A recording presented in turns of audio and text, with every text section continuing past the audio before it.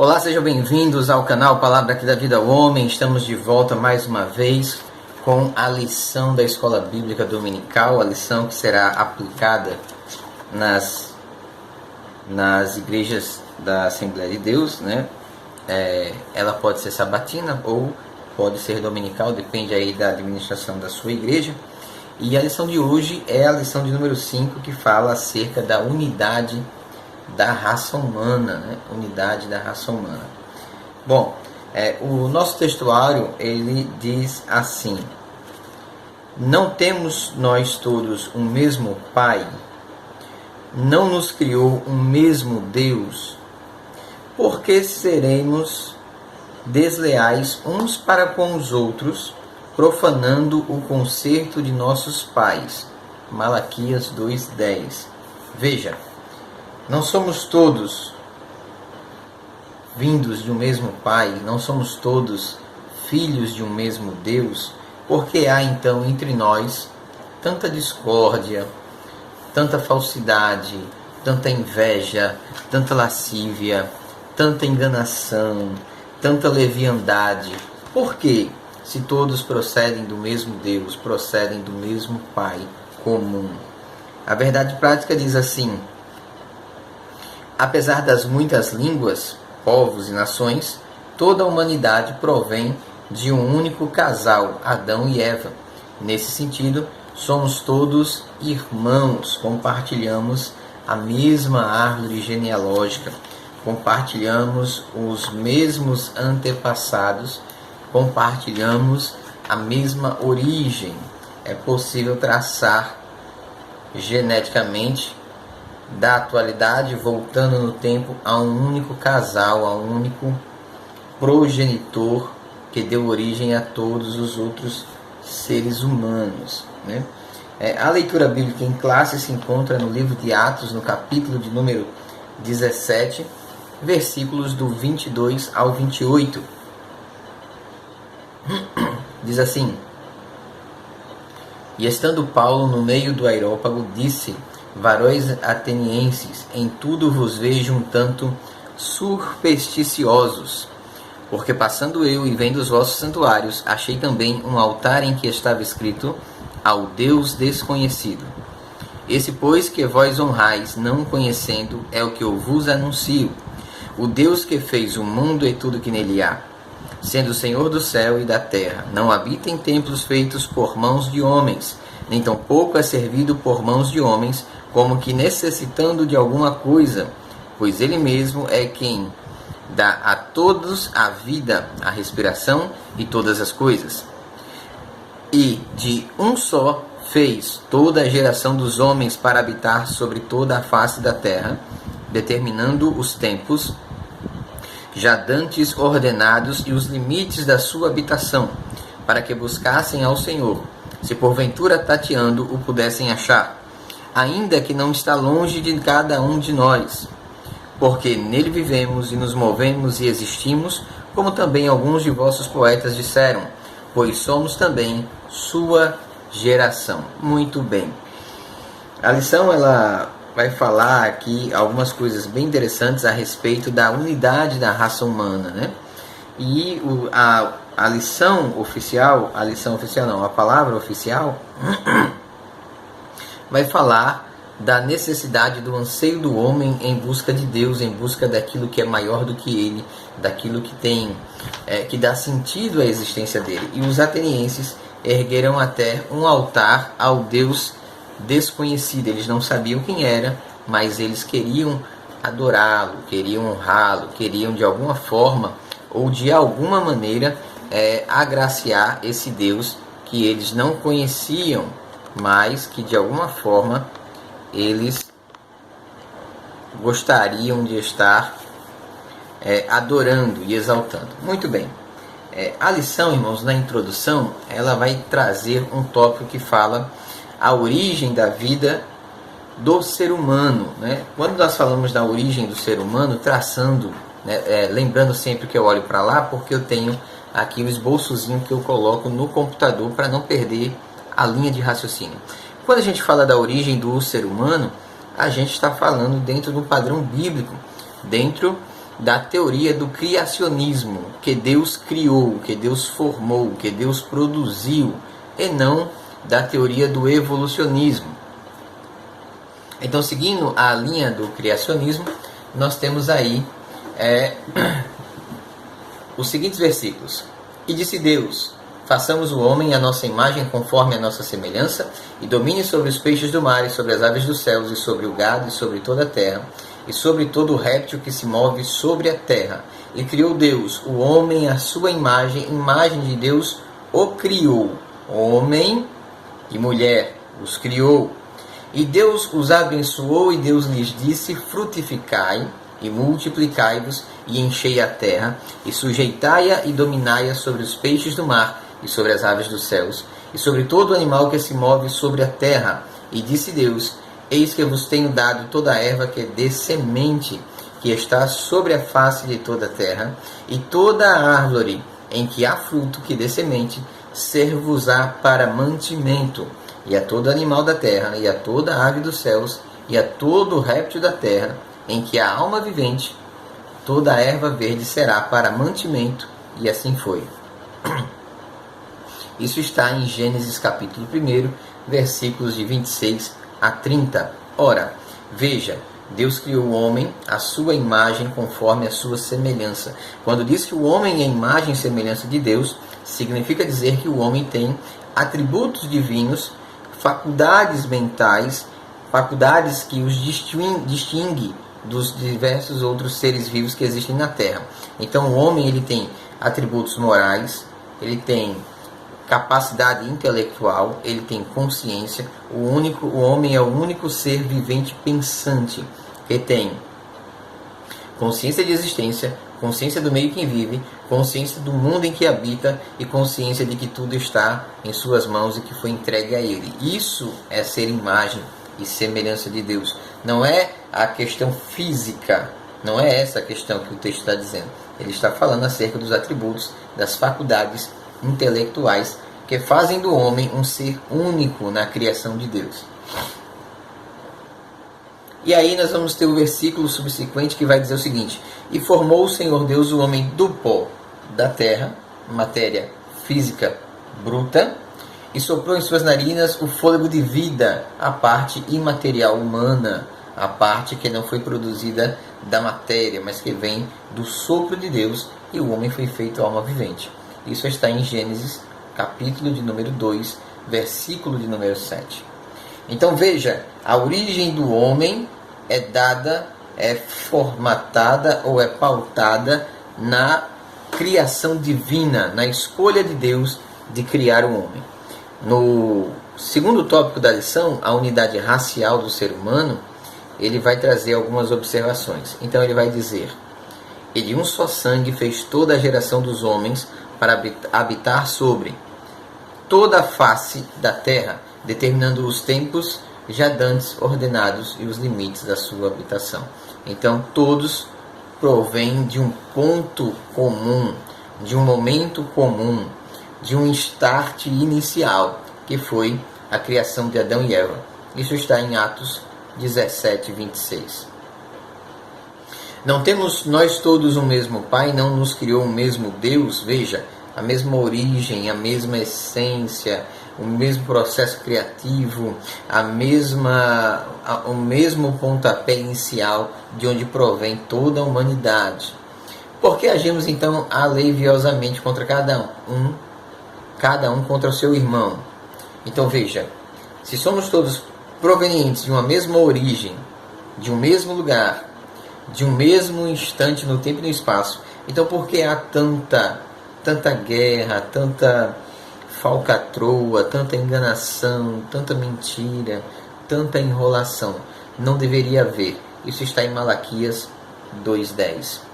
No terceiro tópico da lição, nós vamos falar aqui a unidade psicológica do ser humano. Ora, se ele provém fisicamente de um mesmo lugar e espiritualmente de um mesmo lugar, é evidente que psicologicamente ele também tem a mesma origem, ele tem os mesmos fundamentos, eles têm os mesmos fundamentos, né?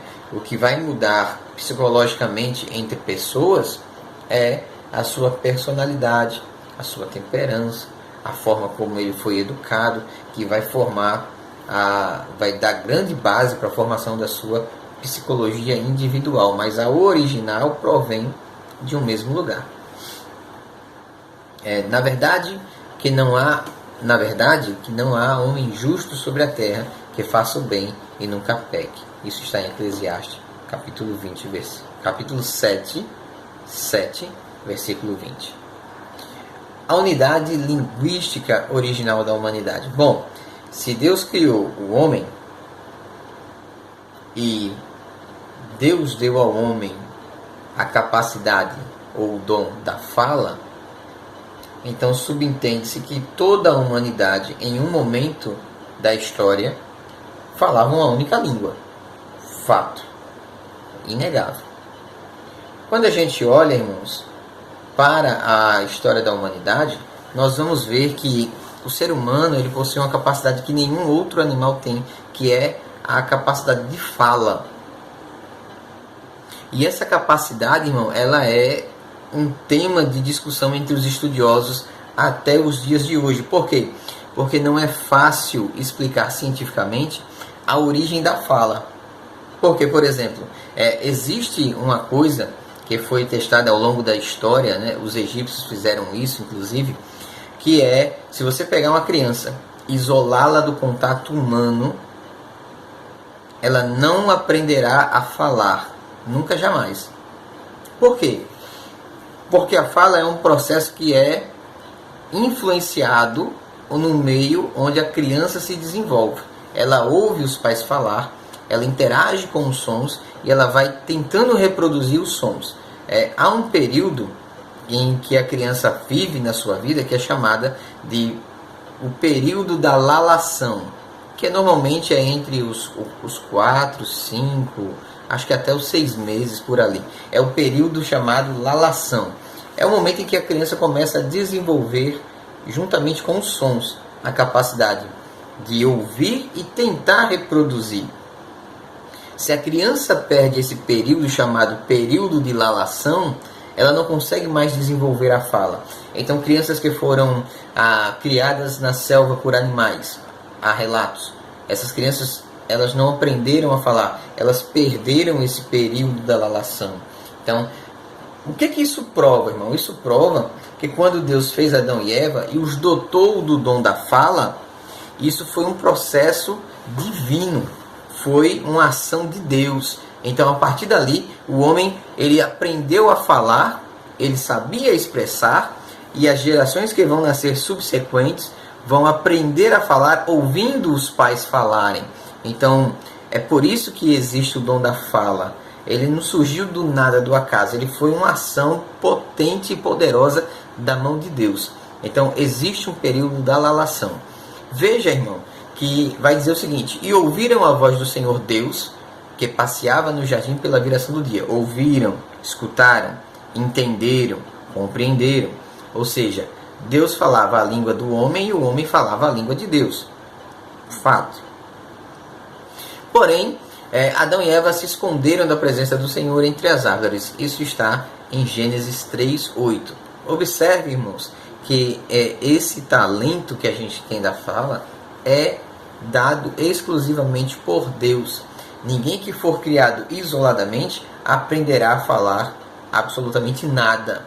Veja que interessante também, qualquer criança, se criada em qualquer parte do mundo, aprenderá naturalmente o idioma nativo daquele lugar. Por quê? Porque ela vai ouvindo e vai reproduzindo. Ela vai ouvindo e vai reproduzindo, até levar ao estado de perfeição. Ok? Muito bem. Veja, irmão, que Adão ele era eloquente, né? Ele era poético, ele dominava bem a língua. E disse Adão: esta agora é ossos dos meus ossos, carne da minha carne, esta será chamada mulher, porquanto do homem foi tomada. Veja que poesia linda na palavra de Deus. Adão falando da unidade conjugal. Adão falando do que representava a mulher para ele. Adão falando da importância da mulher para o homem. Adão falando de quão intimamente estão ligados o homem e a mulher pelo sagrado matrimônio. Esta é agora carne da minha carne, osso dos meus ossos. Será chamada mulher, porquanto do homem foi tomada. Isso está em Gênesis, capítulo de número 2, verso 23. O que acontece, irmãos? A ordem de Deus para Adão e Eva foi crescer, multiplicar e encher a terra. Mas todo mundo falava uma mesma língua. Então todo mundo vivia basicamente ali aglutinado nas proximidades, né? Ali bem pertinho. E aí o que a Bíblia vai dizer? E era toda a terra de uma mesma língua e de uma mesma fala. Primeira coisa.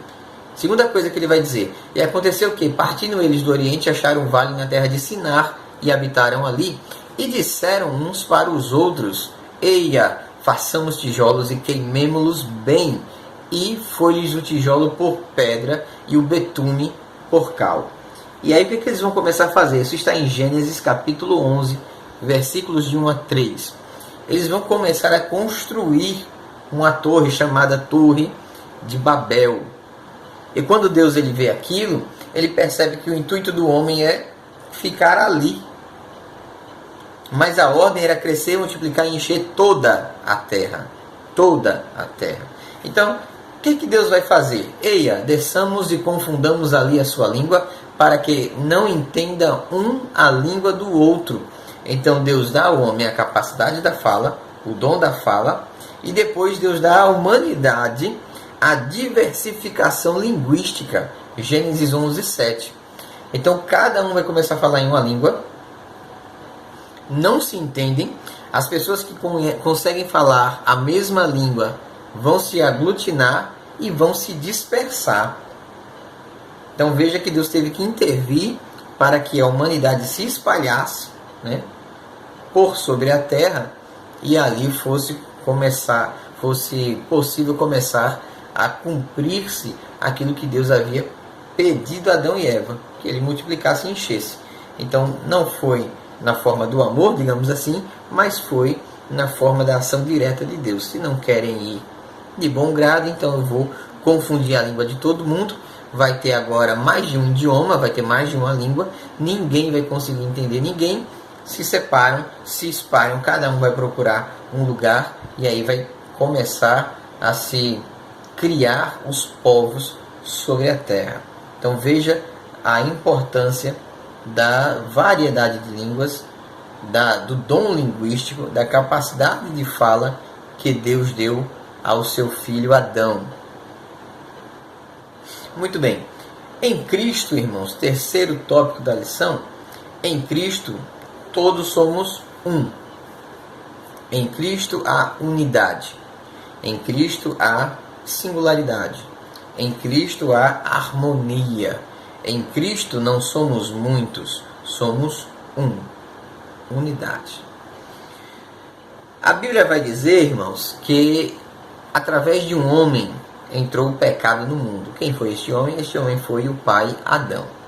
Portanto, como por um homem entrou o pecado no mundo, e pelo pecado a morte, assim também a morte passou a todos os homens, por isso que todos pecaram. Veja, o pecado não foi meu, foi de Adão. Quem é Adão? Representante da humanidade. É o capitão do time. É o que está na linha de frente. Se ele perder, eu perco. Se ele ganhar, eu ganho. O homem Adão, o capitão Adão, ele pecou, ele falhou, juntamente com a sua adjuntora Eva. Entenda o seguinte: se eles eram o molde perfeito, a forma perfeita, e esta forma foi danificada, tudo aquilo que foi produzido por Adão e Eva foi produzido prejudicado. Se a forma ela foi prejudicada, se a forma ela foi adulterada, toda a criação subsequente a ela sairá com o defeito de fabricação. Que defeito é esse? A mancha do pecado. A mancha da desobediência. A mancha que Adão e Eva adquiriram no jardim. Isso está em Romanos 5,12. Há um outro versículo que diz: porque todos pecaram e destituídos estão da glória de Deus. Romanos 3:23. Veja, o pecado de Adão manchou toda a humanidade. todos pecaram. Em Adão, todos morreram. Em Adão, todos foram condenados. Em Adão, todos foram destruídos, manchados. Aí veja, o que foi que aconteceu? Tópico 2. As consequências do pecado. Adão vivia num jardim fechado. Adão vivia num condomínio de luxo. Adão tinha em sua residência 4 rios que regavam a sua terra, entre eles um rio que a Bíblia diz que era riquíssimo em ouro. Adão tinha uma variedade de animais exóticos na sua residência. Adão tinha uma bela mulher. Adão tinha comunhão com Deus. Adão vivia uma vida perfeita. Mas Adão vai trocar tudo isso por 1 minuto de desobediência, por 1 minuto de desatenção. O pecado, irmãos, em 1 minuto destrói o que você construiu em uma vida. Em 1 minuto, o pecado pode destruir o seu casamento, pode destruir seus filhos, pode destruir a sua história, pode destruir o seu ministério, pode destruir a sua vida, literalmente. Por 1 minuto de pecado, Adão trocou uma vida de graça, uma vida de benefícios, uma vida de bênçãos, uma vida de intimidade com Deus. Ele jogou fora por 1 minuto de pecado. Uma mordida. Uma única mordida. E tudo isso foi jogado fora. Ô irmão, mas Adão não tinha tudo? Tinha. Mas tem vezes que ter tudo não é suficiente para alguém. Às vezes ter tudo não serve para todo mundo. Às vezes alguém tem uma ótima esposa, mas ele não está contente com a esposa que ele tem. Ele olha para a do vizinho. Ele olha para de fora. Às vezes alguém tem um bom marido, mas ela olha para o marido alheio. Ela olha para o homem de fora. O que é isso, irmão? Isso chama-se aquele ditado popular que diz que a grama do vizinho é sempre mais verde que a minha. Isso é o amor chamado amor platônico. Ama-se o que se deseja. Se eu não tenho, logo desejo. Se eu desejo, eu amo. Isso é amor platônico. Amor socrático vai dizer justamente o inverso. É alegria pelo que tenho. Tenha alegria com a mulher que você tem. Tenha alegria com o marido que Deus te deu. Tenha alegria com os filhos que você tem. Ah, mas a minha mulher é chata, olhe por ela. Profetize na vida dela. Ah, o meu marido é feinho. Profetize na vida dele. Você vai ficar bonito, você vai ser bonito, você vai ser bonito. Uma hora ele fica. Mas tenha alegria pelo que você tem. Tenha contentamento com o que você tem. É claro que sempre há pontos de melhorias e sempre há coisas que precisam ser revistas, remodeladas, readequadas, mas o que você tem foi Deus que tem, foi Deus que deu. Segure, guarde, proteja, valorize. Não troque a sua vida por 1 minuto de pecado. Não troque a sua vida por 1 minuto de desobediência, tá certo? Guarde bem isso. O Senhor Deus, pois, lançou fora do jardim do Éden para lavrar a terra de que fora tomado. E havendo lançado fora o homem, pôs querubins ao oriente do jardim do Éden e uma espada inflamada que andava ao redor para guardar o caminho da árvore da vida. Gênesis capítulo 3, versos 23 e 24. Veja. O que é que o pecado trouxe para Adão? Primeiro, uma mancha. Segundo, expulso de casa. Terceiro, perdeu a comunhão. Quarto, não podia voltar. Quinto, punição. Nada que vem do pecado faz bem. Nada que vem do pecado traz vida. Nada que vem do pecado é bom. O pecado em si, ele é bom. Ele é prazeroso. Ele chama atenção. Ele mexe com a tua mente. Ele mexe com o teu corpo. Ele te seduz. O ato pecaminoso, ele é bom. Disso não resta dúvida. Se fosse mal, ninguém pecava. Se toda vez que você pecasse, caísse um dente, você não voltava lá. Se toda vez que você pecasse, caísse um dedo, você não voltava lá. Mas acontece o inverso. Ele te seduz e te convida a voltar de novo para buscar mais. mas o preço que ele cobra é caro, é alto. O preço que ele cobra é a tua comunhão. O preço que ele cobra é a tua vida com Deus. O preço que ele cobra é a tua intimidade com o Todo-Poderoso. O preço que às vezes é cobrado é o preço da sua família, é o preço da sua mulher, é o preço dos seus filhos, é o preço da vida. Corra, fuja da aparência do mal. E foram todos os dias que Adão viveu 930 anos e morreu. Gênesis 5:5. Por que morreu? Porque era pecador. A Bíblia diz que o salário do pecado é a morte. Então eu tenho um salário para receber, você tem um salário para receber. Você não quer receber, eu não quero receber, mas a gente vai ter que receber. É o salário do pecado, a morte. Mas não se desespere.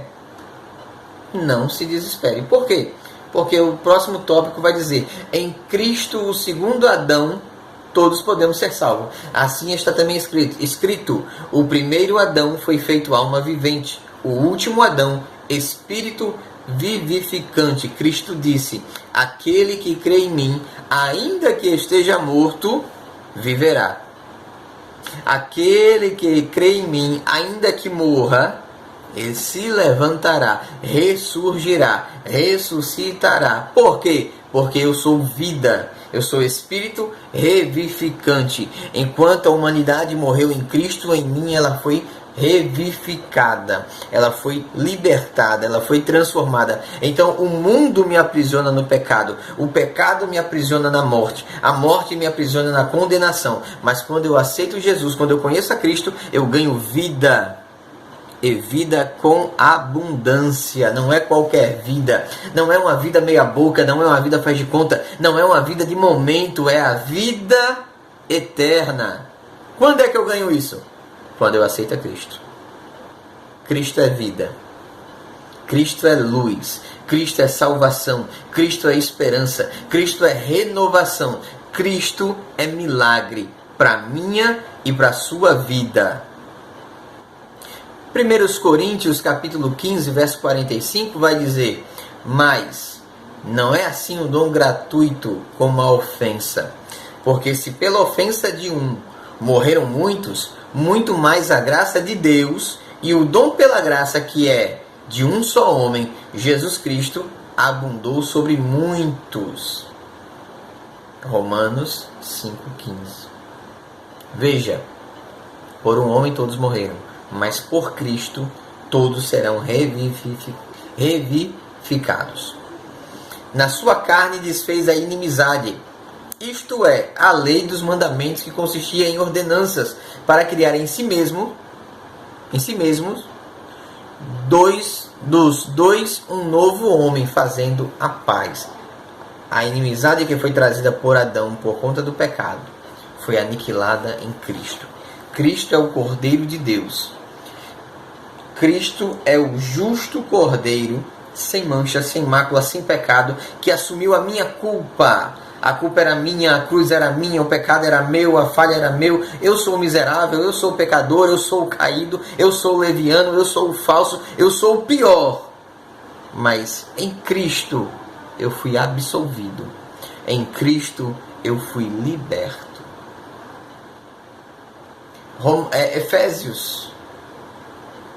Aliás, outro versículo. Pois todos nós fomos batizados em um Espírito, formando um corpo, quer judeus, quer gregos, quer servos, quer livres, e todos temos bebido de um Espírito. 1 Coríntios, capítulo de número 12, versículo de número 3. O que isso significa? Em todos. Todos quem? Humanidade. Fomos batizados em um Espírito. Espírito de quem? De Deus. Formando um corpo, quer judeus, quer gregos, quer livres, quer escravos, quer bons, quer maus, quer justos, quer injustos. Em Cristo, todos os povos foram feitos um. Diante de Deus não há bom, não há mau. Há um único homem. Diante de Deus não há um menos ruim ou um mais bom. Diante de Deus não há grego, judeu, gentil. Diante de Deus não há cidadania humana.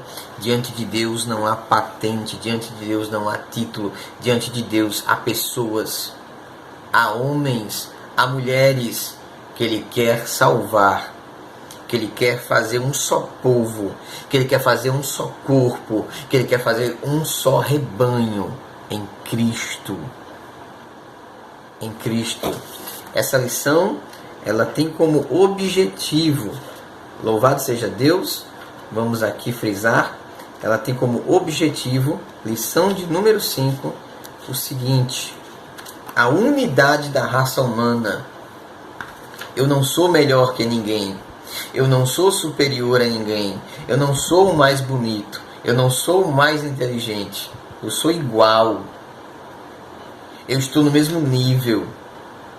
E melhor ainda, a palavra de Deus diz: cada um considere o seu próximo superior a si mesmo. Ou seja, há milhões de pessoas melhores do que eu, mais inteligentes do que eu, mais incríveis do que eu. Há homens de Deus muito mais santos do que eu. Há pregadores muito melhores do que eu. Há cantores muito melhores do que eu. Mas isso não é ruim para mim, não. Pelo contrário, isso é para a glória de Deus. Isso é para a glória do Senhor. O que é que eu tenho que saber? Que em Cristo, tudo isso colabora para uma unidade, um povo.